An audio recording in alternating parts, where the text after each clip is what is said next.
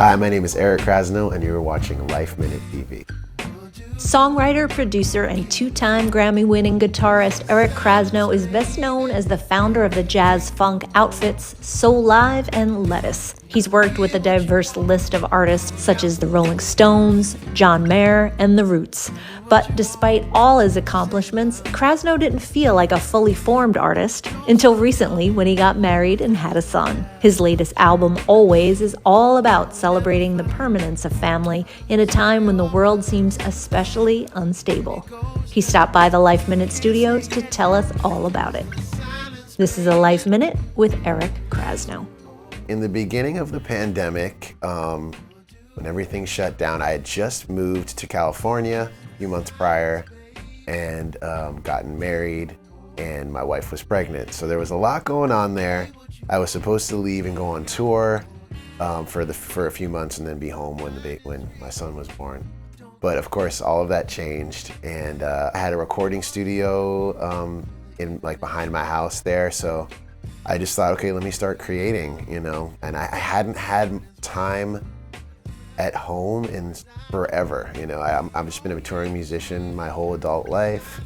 And most of the albums that I'd made were, pretty rushed, in terms of like, okay, you're in the studio for a week, you're in the studio for a few days. So I just decided to kind of take my time initially. And I was thinking maybe I would just do it acoustic or just do it myself because there was not a lot of collaborating going on. And I met a guy named Otis McDonald who is an incredible musician and producer. We actually met through some mutual friends via Instagram, and we started talking, and I became a fan of his music, and we just started sending ideas back and forth, and he asked me to be a part of a compilation that he was doing for charity.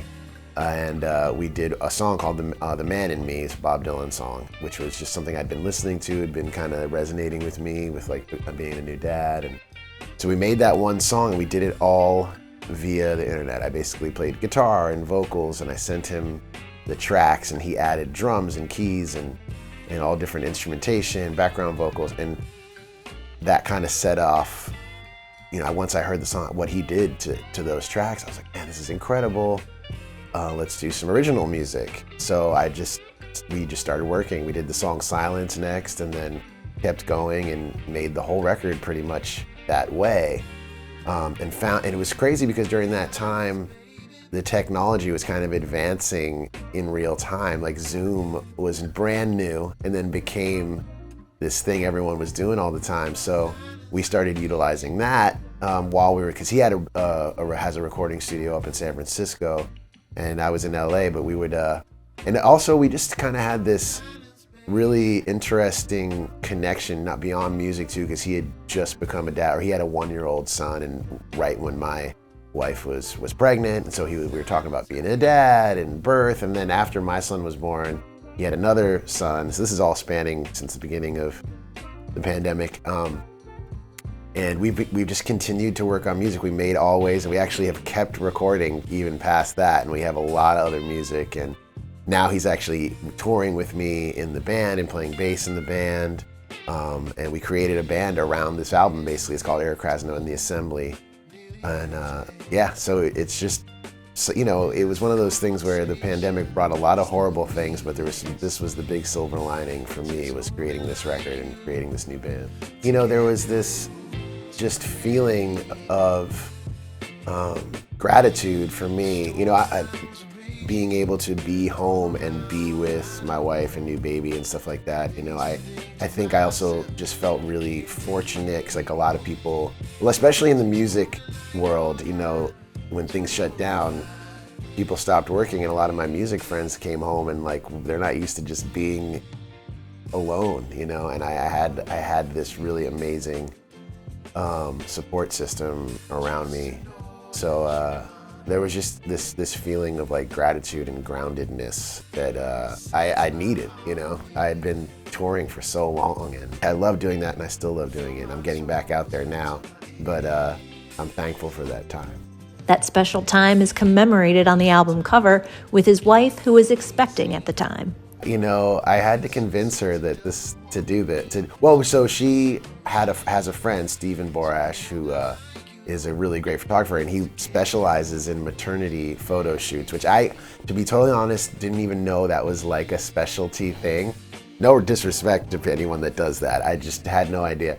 And he's a friend of my wife's, and we both were like, yeah, I mean, you know, who knows how many, you know, times will be able your body like be like this. And I thought she looked amazing, so he did this photo shoot, and when that photo showed up in like the photos, I was like, because the album theme, it just made sense to me.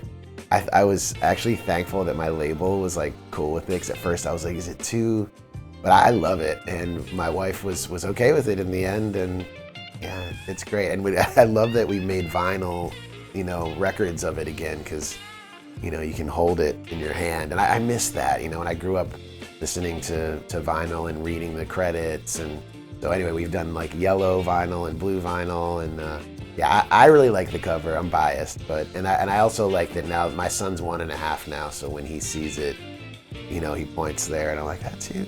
That's pretty. The album's artwork and the songs throughout are all about family.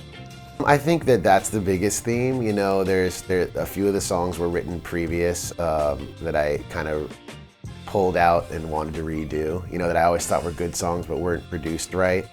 Like Silence was one of those. It was an older song, and Leave Me Alone was like this kind of funny song that I'd written actually like a decade ago that I kind of revamped and did. But the rest of the songs are very much, you can kind of hear that it's about, you know, starting a family and being, you know, kind of like setting roots in a place, you know. Hold Tight specifically, I wrote when I was like the one time I was able to take a trip during the pandemic. I went to Montana with a bunch of friends and ended up spending with one of my really close friends and his brother and their dad. I spent a lot of time with him, and a lot of the lines in that are kind of from our conversations that we had like while we were fishing and like up in the, and I, you know, there was like no phones and just being out in nature.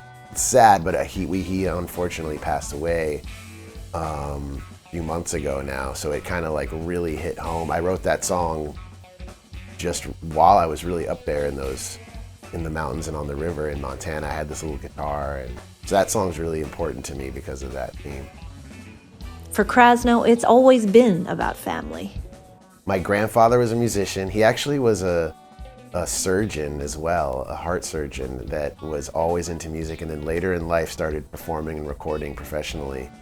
So when I was a young kid, he had a lot of music around. My brother and my dad are both musicians. You know, it's not their you know, main job, but they have a lot of fun playing. So music was just around my house. My uncle is in the music business, so it's just been around me my whole life. And kind of, you know, once I was about 13 or 14, I just kind of knew that's what I wanted to do. I didn't know how I was going to do it, but I knew that's what I wanted to pursue, and I'm glad I did. I mean, I still, it's one of those things where it's just endlessly inspiring. You know, I always hear new music that inspires me, and there's always things to work on no matter how much you practice. So my first instrument that I ever had was a bass, and I still play bass quite a bit, and then guitar shortly after. Actually, when I was really little, I played violin for a very short stint. I was like 3. There's this thing called Suzuki violin where you like learn with your parents. So, but my mom would always say, oh, you had like a good ear when you were 3 and you would sing these songs back and play, but I just, the like reading music and as a kid just wasn't, it wasn't until I like discovered rock and roll that I was like, oh, this is cool, you know, I want to do this. My older brother was 6, she's like 5.5 years older, and when I was about, you know, 11, 12, he had a band, so they used to like rehearse in my basement, and that's when I was like, oh, these guys are cool, you know, the older kids, and we're hanging out. And so that was when I really wanted to learn how to play. And I remember like Led Zeppelin records were the thing. Like when I heard Led Zeppelin, I was like, oh man, you can make a guitar do that. And then it was Jimi Hendrix, and then I was just, after that I was kind of obsessed. There was like a shrine in my room, you know, like of Hendrix records and posters, and I was just into like psychedelic rock. I was into the Grateful Dead. I was into the Grateful Dead before I even played music because my older brother liked them. So I like went to see them when I was a kid. And then fast forward, 20 something years later, I started playing with Phil Lesh and friends from the Grateful Dead, and we were playing that music. And my dad, came to those shows and was like, if you could only, when he was a kid, he was like trading the tapes and collecting things. So I was into that. And then I got really into like jazz and R&B music. That's the things, I'm kind of into all of it. And then I was into hip hop when it, like Run DMC and the Beastie Boys when I was a kid. So I kind of had phases through everything. So, and that's something that has stuck with me. And in making this record, if you listen to, there's elements of all of that in there somewhere, from like folk music to, blues to hip hop and whatever. It's pretty much all in there. That's what I always am trying to craft, is my own sound while still kind of paying tribute to all those. Through the years, with Soulive, with my band, we opened for a lot of amazing artists and got to work with Stevie Wonder. Sat in with us before. We toured with the Rolling Stones. We toured a lot with Dave Matthews Band, and so many people. The Roots and John Mayer, and it's hard to put my head around it all. But and then in recent years, I've done a lot of work as a musical director. And producer. I produced Aaron Neville, and we did a concert at called Love Rocks, the Beacon Theater, with Mavis Staples and Melissa Etheridge and Keith Richards. So I've been so fortunate. I've gotten to work with so many of my heroes and gotten to meet and play with so many amazing people. Yeah, so I'm very, very thankful. So many of the people on my wish list I've been able to come in contact with. Pretty special. As for anyone else he'd still love to collab with? I'd like to work with Jimmy Page at some point, now that we're talking about. I worked with Robert Plant a few years ago, which was insane. And I got to play the guitar parts from those records that I grew up on. But yeah, I'm a big Jimmy Page fan. I love Jeff Beck, the guitar player, who I've never met him. So there's still a few out there that I'd like to meet and play with. If you'd like to catch him play live, you can. He's back on tour right now. Starting in New Orleans during the Jazz Fest down there, and we work our way up to New York. We'll be playing the Brooklyn Bowl in New York, Brooklyn Bowl Philly, Portland, Maine, Baltimore. And then in the summer we have a bunch of festivals. Staying busy doing that, and I'm also recording more and producing records with other people, with other artists. So, just staying busy and making music. I'm glad that we can get out and tour again, because we actually had to push back our tour a couple times. We did our first leg of the tour here in February, but it was originally for the fall. So now things are starting to open up. It's still, it's a strange time to be touring, because like one day everything's okay and a week later, But I'm just glad to be doing what I love, because the thought of not being able to play music for actual people is scary.